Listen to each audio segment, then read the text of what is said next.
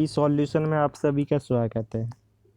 आज का टॉपिक क्या है? Divisibility rule part 3। वीडियो पसंद आए तो लाइक करें और शेयर करते रहें।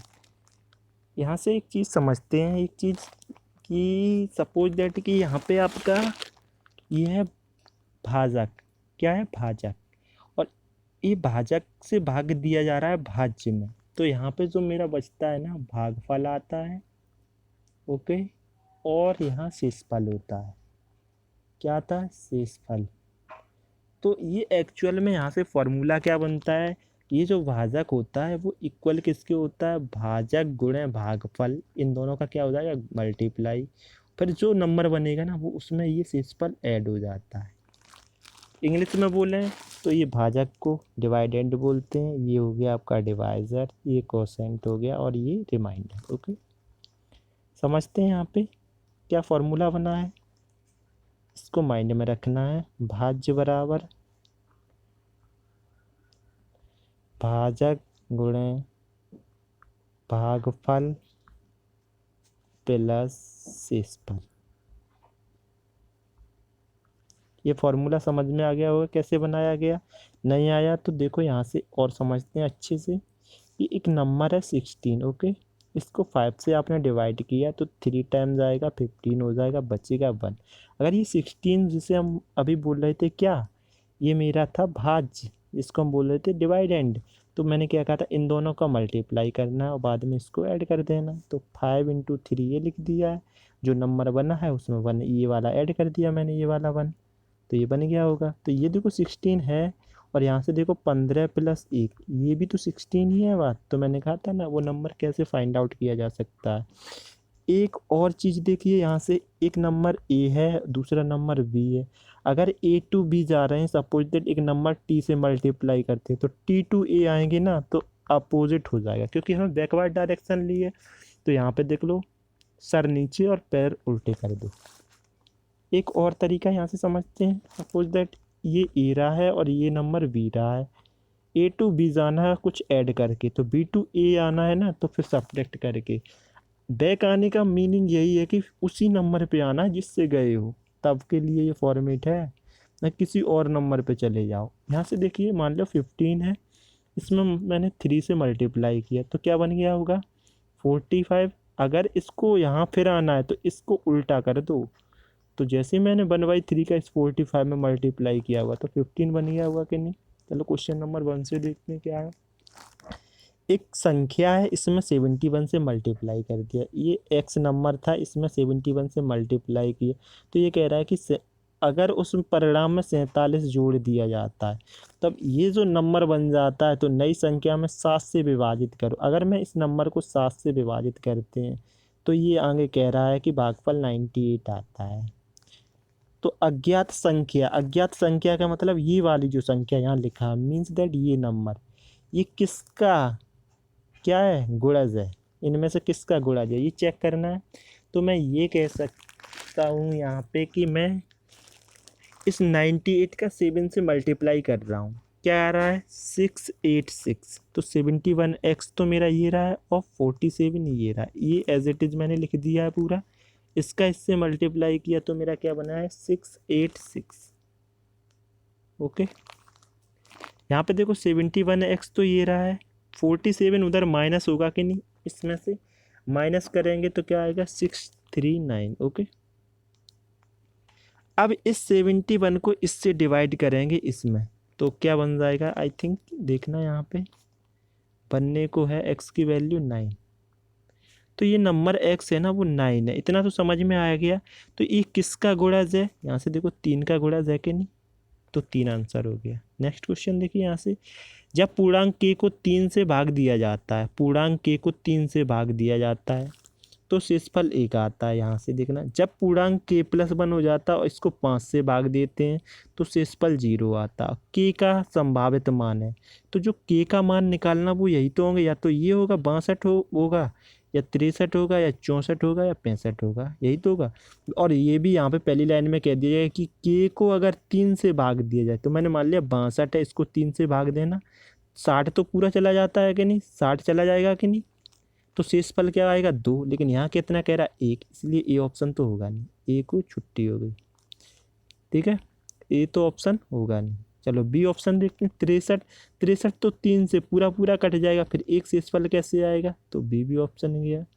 सी ऑप्शन देखो, 64 को जब 3 से भाग देंगे ना तो 63 में तो चला जाएगा, ओके, एक बच जाएगा, ठीक है। और यहाँ पे 2 रिमाइंडर आएगा 3 से भाग, इसलिए ये भी नहीं, आंसर सी हो गया। अब आगे ये कह रहा है कि k+1 मतलब 64 में एक जोड़ दोगे आप तो ये बन जाएगा 65। 65 में अगर 5 से भाग दे रहे हैं तो क्या रिमाइंडर 0 आ रहा है कि नहीं, क्योंकि ये पूरी कट रही है इसलिए। तो आंसर कौन सा हो गया, सी। नेक्स्ट देखो, यदि कोई संख्या n पूर्ण संख्या है जो एक उससे बड़ी है, तब n² हमेशा विभाजित होगी। ये किससे विभाजित होगी, तो मैं क्या कर रहा हूँ, अगर मैं n की वैल्यू 2 पुट करूँ, 2 पुट करने से ये 2 का स्क्वायर और यहाँ 2 का स्क्वायर -1, यही तो होगा। ये 4 बन जाएगा और ये क्या बनेगा, 4 - 1, ये मेरा 3 है और ये 4 है, तो मल्टीप्लाई करेंगे 12 बन जाएगा।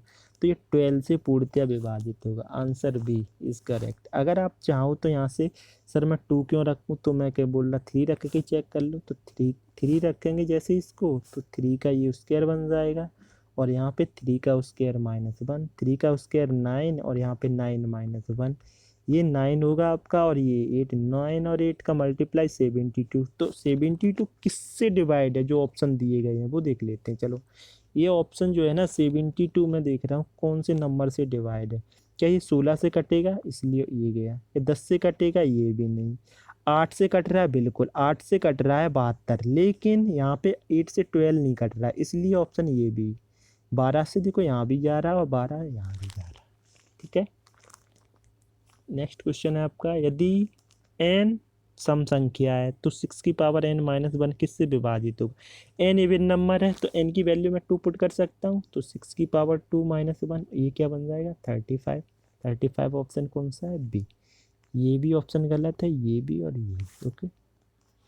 भाग देने की प्रक्रिया में भाजक भागफल का 8 गुना और शेषफल का 4 गुना है। यदि शेषफल 12 है तो भाज्य बताओ। ये बहुत अच्छी चीज़ है, यहाँ से समझते हैं इसको, बहुत कोई फॉर्मूला नहीं लगाएंगे, वो समझते हैं। ये उसने पहली लाइन कह दी है कि भाजक जो है ना भागफल का 8 गुना, अगर भागफल एक है तो इसका 8 गुना, ये रहा भाजक, ठीक है। और शेषफल का 4 गुना, मतलब यहाँ पे एक नंबर जो भी आया होगा इसका 4 गुना ये होगा कि नहीं, पहले ये बताओ। तो मुझे ये वाला नंबर तो पता ही नहीं, मुझे तो ये उल्टा जाना है कि नहीं, तो 1/4 करना पड़ेगा कि नहीं। तो 8 का 1/4 कितना होगा, 2, तो मतलब ये नंबर 2 होगा। और वो कह रहा है यहाँ पे देखो लास्ट लाइन में शेषफल कितना है, 12, मेरा तो 2 निकला और इसने कह दिया 12। तो 12, 2 की वैल्यू क्या हो गई 12 और 1 की वैल्यू क्या हो जाएगी मेरी फिर 6। इतना समझ में आया। और मुझे निकालना क्या है, ये नंबर जो n है जिसे हम भाज्य कहते हैं। तो अगर 1 की वैल्यू 6 है तो 8 की वैल्यू कितनी हो जाएगी, आके 48 हो जाएगी। 8 का 6 में मल्टीप्लाई 6 गुना किया होगा मैंने, ठीक है। और इस 1 की वैल्यू क्या हो जाएगी, इसका भी 6 गुना, तो ये क्या बन जाएगा 6। अब ये n निकलता कैसे है, मैंने कहा था इस नंबर 48 का इससे मल्टीप्लाई कर दो, ओके। कर दिया मैंने यहाँ पे 48 × 6 प्लस क्या करना है, ये जो तुम्हारा शेषफल है 12, तो ये कितना बन गया 288 और ये 12 ऐड किया, फाइनली क्या बन गया 300। आंसर कौन सा सही है, ए। एक चीज़ देखो गलती कहाँ करते हैं लोग, वो समझ आ जाती है, वो समझते हैं गलती कहाँ होती है लोगों से इस वाले टाइप में। वो कहता है कि जो भाजक है ना भागफल का 8 गुना है, यहाँ भी गलती नहीं होती है। जो ये वाला नंबर आएगा ना इस वाले का 4 गुना ये है कि नहीं, यहाँ भी कोई गलती नहीं होगी। तो उल्टा क्या होगा 1/4, यहाँ भी कोई गलती नहीं होगी। और इसकी वैल्यू उन्होंने दे रखी है 12, ठीक है। अब फिर लोग क्या करते हैं ना, यहाँ से गलती कहाँ होती है, अब देखना वो क्या करते हैं कि सर 2 की वैल्यू तो 12 है, तो मैं क्यों ना n को ऐसे नंबर मान लूँ कि 8 का इस 1 से मल्टीप्लाई कर दूँ, 8 1 जा 8 और ये 2 ऐड कर दूँ, ये क्या कर दूँ मल्टीप्लाई कर दूँ। तो n की वैल्यू 8 × 1 + 2 और जो कि आपका 10 हो जाएगा। और यहाँ से देखो 2 की वैल्यू अगर 12 है तो 1 की वैल्यू 6 हो जाएगी और 10 की वैल्यू 60 बोलने लगते हैं, जो कि गलत है। क्यों गलत हो गया, क्योंकि अगर मैं मान लूँ यहाँ x है तो ये भी x हो जाएगा और ये भी x। अब आप देखना एग्जैक्ट में ये जो इससे मल्टीप्लाई होगा तो 8x², ओके, प्लस यहाँ पे 2x, और x की वैल्यू ये निकली है आपकी 6। अब यहाँ पुट करो तो आपका 300 ही आएगा। ये आप x² भूल जाते हो, यहाँ पे आप 1 काउंट कर लिया, इसलिए गलत हो जाता है।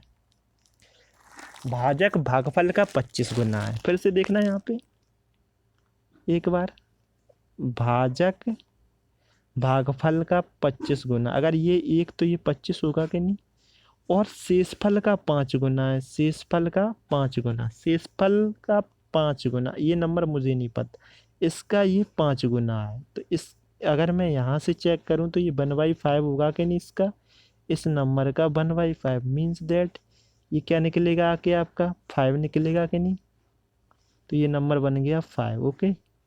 अब वो कुछ कह रहा है यहाँ पे देखो, यदि भागफल यदि भागफल 16 है, भागफल क्या है आपका 16, चलो भागफल मेरा तो ये रहा है, इसकी वैल्यू दे रखी है 16, ये है 16, ठीक है। तो ये क्या होगा आपका, ये वाला आपका नंबर बनेगा जाके 25 गुणे 16, और ये वाला नंबर बनेगा जाके 5 गुणे 16, ओके, यही तो बना जाके। तो अब आपको ये नंबर निकालना है भाज्य जिसे वो, तो ये नंबर n कैसे निकलेगा, 25 गुणे 16, ये वाला नंबर आ गया आपका, ये वाला, इसका इससे मल्टीप्लाई हो जाएगा, देख लेना यहाँ पे, प्लस क्या हो जाएगा जाके ये वाला नंबर, कौन सा नंबर जो आपको दे रखा है ये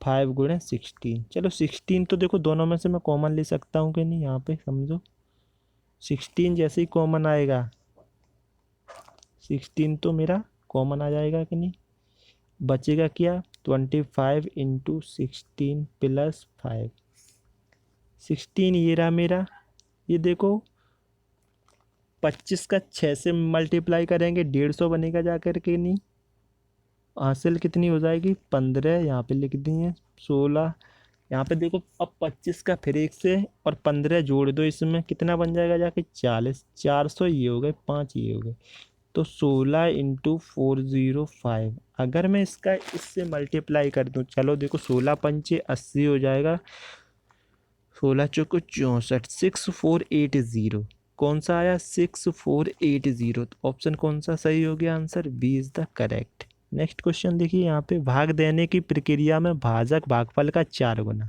ठीक है, ये देखो 4 गुना है, भाजक भागफल का 4 गुना, और शेषफल का 3 गुना है, इसका भाजक जो है ना शेषफल का 3 गुना, मतलब ये इधर 3 गुना है तो इसका 1/3 हो जाएगा कि नहीं,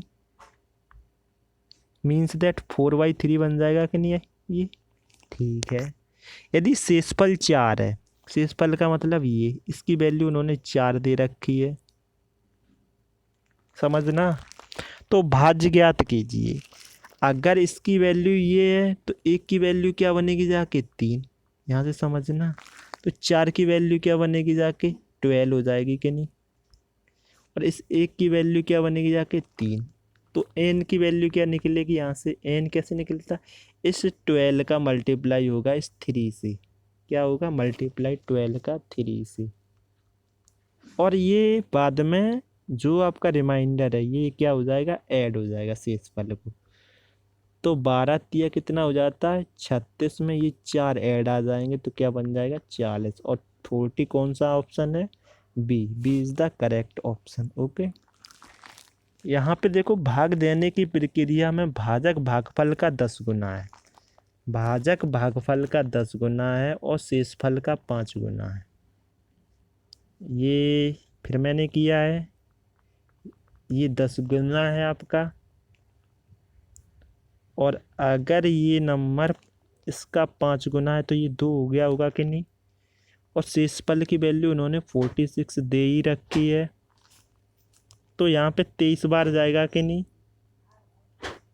तो 10 की वैल्यू कितनी हो जाएगी 230, और 1 की वैल्यू 23, ओके। तो ये नंबर कैसे फाइंड आउट होगा कैलकुलेट करने का, तो आप करोगे, नंबर जो निकलेगा,